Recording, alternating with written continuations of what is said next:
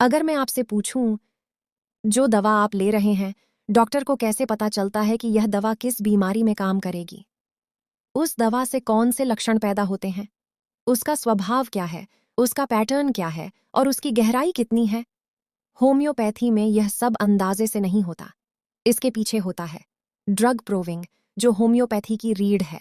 मैं हूं डॉक्टर करिश्मा, और आज हम समझेंगे ड्रग प्रूविंग क्या होती है, कैसे की जाती है, और क्यों होम्योपैथी इसी प्रक्रिया पर निर्भर करती है। पार्ट 1। ड्रग प्रूविंग क्या है? ड्रग प्रूविंग का मतलब होता है किसी दवा के प्रभाव को एक स्वस्थ इंसान पर देखना। ध्यान रखिए, यहाँ मरीज नहीं, स्वस्थ स्वयंसेवक होते हैं।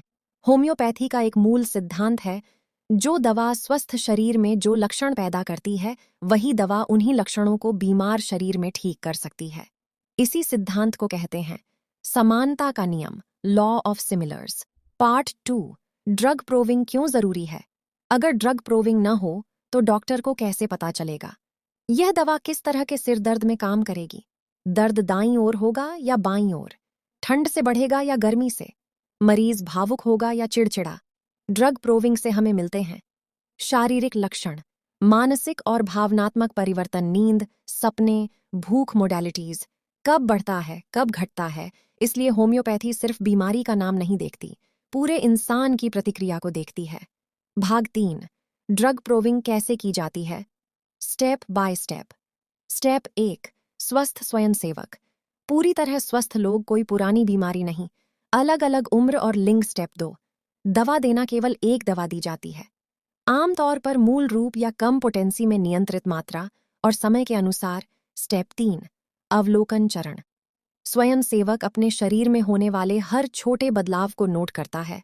सिर दर्द का प्रकार, मूड में बदलाव, सपने, भूख, शरीर के दर्द, त्वचा में बदलाव। यहाँ कल्पना की अनुमति नहीं होती, सिर्फ वास्तविक अनुभव लिखा जाता है। स्टेप 4। रिकॉर्डिंग और सत्यापन। क्या लक्षण दोबारा आए? क्या अलग अलग लोगों में वही पैटर्न दिखा? डॉक्टरों की समिति द्वारा समीक्षा। सिर्फ सत्यापित लक्षण ही अंतिम प्रूविंग में शामिल किए जाते हैं। पार्ट 4। प्रूविंग का डेटा कहाँ जाता है? ड्रग प्रूविंग से मिला डेटा सीधे जाता है मटीरिया मेडिका में, रिपर्टरी में। इसी वजह से हर होम्योपैथिक दवा की एक अलग पर्सनैलिटी होती है। उदाहरण के लिए, कुछ दवाएं ज्यादा भावुक होती हैं, कुछ आक्रामक, कुछ डरपोक, कुछ पूर्णतावादी। यह सब ड्रग प्रूविंग से ही आता है। पार्ट 5। ड्रग प्रूविंग का इतिहास। ड्रग प्रूविंग की वैज्ञानिक शुरुआत सैमुअल हैनीमैन ने की थी। उन्होंने खुद पर सिंकोना बार्क का प्रयोग किया और मलेरिया जैसे लक्षणों को देखा। यहीं से होम्योपैथी की व्यवस्थित प्रूविंग प्रणाली शुरू हुई। पार्ट 6। एक जरूरी स्पष्टीकरण। ड्रग प्रूविंग का मतलब यह नहीं कि दवा खतरनाक है। यह एक नियंत्रित, नैतिक और वैज्ञानिक प्रक्रिया है।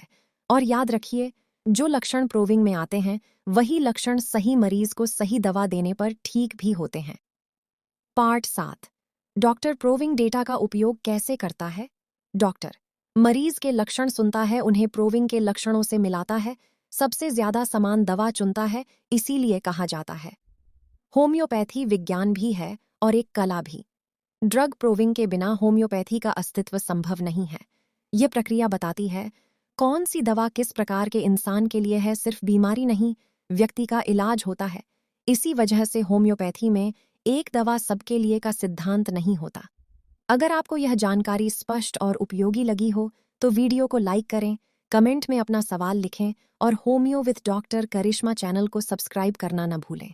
धन्यवाद।